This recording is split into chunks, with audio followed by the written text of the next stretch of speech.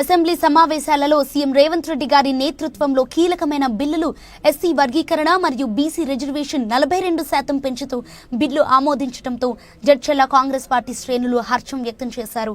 దాంతోపాటు మిడ్చిల్ మండలం Congress party senior నాయకులు ఎంపీటీసీ గౌస్ గారు మాట్లాడుతూ కాంగ్రెస్ పార్టీ దళితుల ఎదుగుదల కోసం ఎప్పుడూ కృషి చేస్తోంది.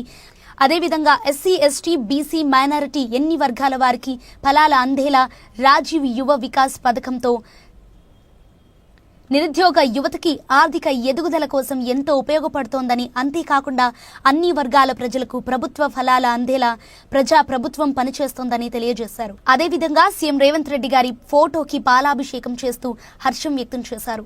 ఈ కార్యక్రమంలో జడ్చర్ల జాతీయ కమిటీ చైర్మన్ అల్వాల్ రెడ్డి, మాజీ sarpanch Sharada Venkataiah, MPTC Gous, market director Bangaraiah, mandal youth Congress president Godakrishna, senior